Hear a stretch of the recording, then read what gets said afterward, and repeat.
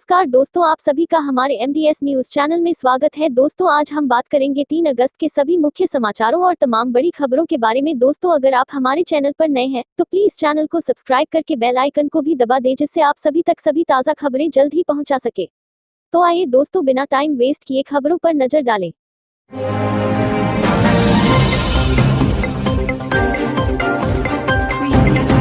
दोस्तों, आज एक बहुत बुरी खबर सामने आई है। ब्रेकिंग, गृहमंत्री Amit Shah corona virus positive. गृहमंत्री Amit Shah corona virus positive पाए गए हैं और हॉस्पिटल में एडमिट होने जा रहे हैं। इस बात की जानकारी खुद उन्होंने ट्विटर पर दी है।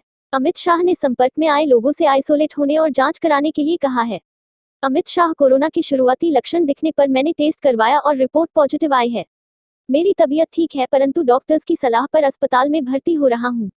मेरा अनुरोध है कि आप में से जो भी लोग गत कुछ दिनों में मेरे संपर्क में आए हैं, कृपया स्वयं को आइसोलेट कर अपनी जांच करवाएं। शाह ने इस ट्वीट के जरिए अपने संपर्क में आए सभी लोगों को कोरोना की जांच कराने की सलाह दी है। इसके बाद गृहमंत्री के स्टाफ सहित अन्य लोग कोरोना टेस्ट कराने की तैयारी में हैं।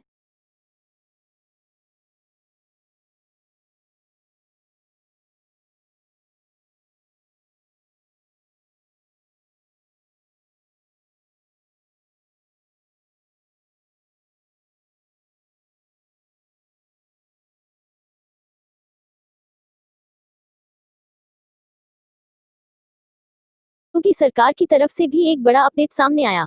योगी सरकार ने रक्षाबंधन पर दिया बहनों को तोहफा, जाने सरकार के 2 बड़े फैसले।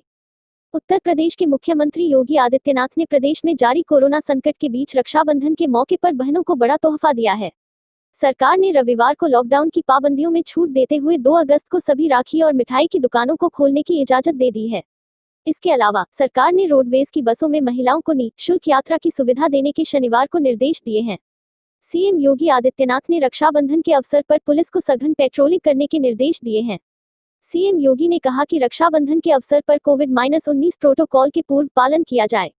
सरकार ने निर्देश दिए हैं कि कोई भी सार्वजनिक आयोजन न किया जाए और पर्व के सभी अनुष्ठान घर पर ही रहकर किए जाएं। राज्य सरकार के एक प्रवक्ता ने बताया कि मुख्यमंत्री योगी आदित्यनाथ ने कहा है कि रक्षाबंधन के पर्व के दृष्टिगत प्रदेश में रविवार को राखी तथा मिठाई की दुकानें खुली रहेंगी। गौरतलब है कि वर्तमान में कोविड-19 को काबू करने के उद्देश्य से प्रदेश में संचालित विशेष स्वच्छता एवं सैनिटाइजेशन अभियान के तहत प्रत्येक शनिवार तथा रविवार को बाजारों की साप्ताहिक बंदी निर्धारित है। चलिए बढ़ते हैं अगले बड़े अपडेट की ओर। अमेरिका में भी टिकटॉक बैन करने की घोषणा, कंपनी भी जिद पर अड़ी, दिया ऐसा बयान। अमेरिका के राष्ट्रपति डोनाल्ड ट्रंप ने शनिवार को टिकटॉक बैन करने की घोषणा कर दी। इस पर टिकटॉक ने बयान दिया कि वह यूएस से कहीं नहीं जा रही। आपको बता दें कि ट्रंप ने चीनी वीडियो शेयरिंग ऐप टिकटॉक द्वारा जासूसी की आशंका को देखते हुए इसे बंद करने की घोषणा की है। डोनाल्ड ट्रंप के टिकटॉक बैन होने की घोषणा के बाद अमेरिका स्थित टिकटॉक कंपनी के जनरल मैनेजर वनेसा सामने आ चुके हैं। उन्होंने लोगों को कहा कि उनकी कंपनी यूजर्स को सबसे सुरक्षित ऐप मुहैया कराने के लिए कटिबद्ध है। इतना ही नहीं, उन्होंने टिकटॉक बैन को लेकर कहा कि उनकी कंपनी यूएस से कहीं नहीं जा रही। बता दें कि टिकटॉक बैन को लेकर देश भर में चल रहे मुहिम से बचने के लिए टिकटॉक कंपनी के मालिक ऐप को अमेरिकन कंपनी को बेचने का विचार कर रहे हैं।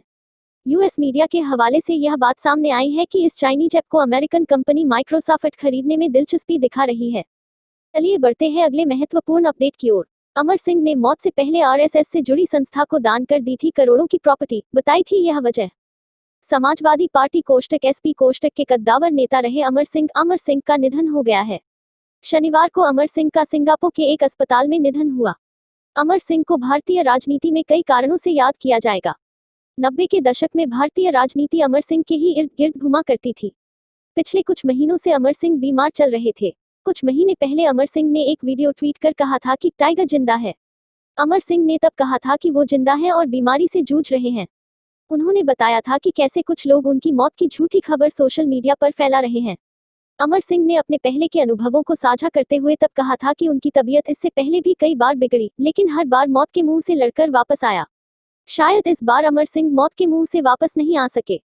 राज्यसभा सांसद अमर सिंह अपने आखिरी दिनों में कई अच्छे काम किए, जिसे उनकी मौत के बाद जिक्र करना जरूरी बन जाता है। कुछ साल पहले ही अमर सिंह ने आजमगढ़ स्थित अपनी पैतृक संपत्ति राष्ट्रीय स्वयंसेवक संघ (आरएसएस) से जुड़ी संस्था सेवा भारती संस्थान को दान कर दी थी। अमर सिंह ने अपने स्वर्गीय पिता की याद में उनकी संपत्ति सेवा भारती के नाम पर किया था।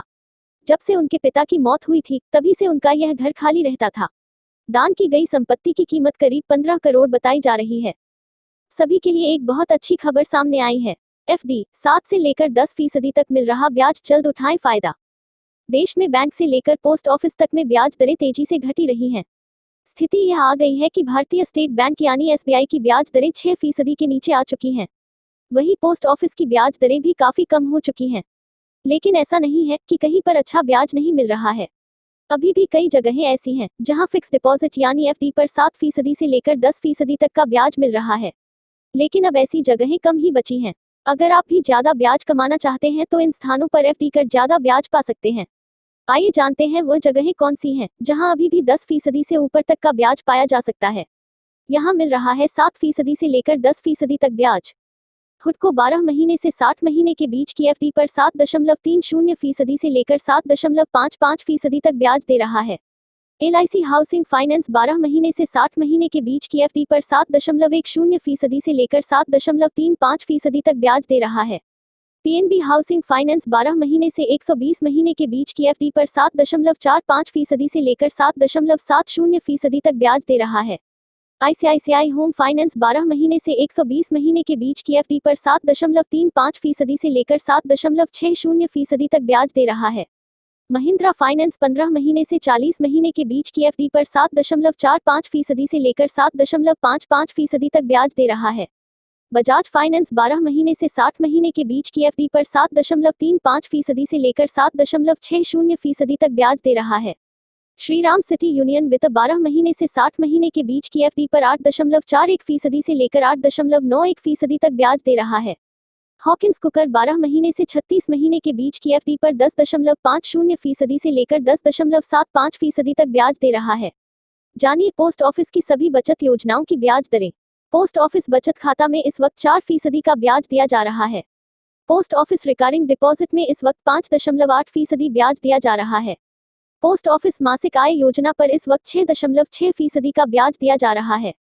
पोस्ट ऑफिस की 1 वर्षीय टाइम डिपॉजिट पर इस वक्त 5.5% का ब्याज दिया जा रहा है। पोस्ट ऑफिस की 2 वर्षीय टाइम डिपॉजिट पर इस वक्त 5.5% का ब्याज दिया जा रहा है। पोस्ट ऑफिस की 3 वर्षीय टाइम डिपॉजिट पर इस वक्त 5.5% का ब्याज दिया जा रहा है। पोस्ट ऑफिस की 5 वर्षीय टाइम डिपॉजिट पर इस वक्त 6.7% का ब्याज दिया जा रहा है। किसान विकास पत्र पर इस वक्त 6.9% का ब्याज दिया जा रहा है।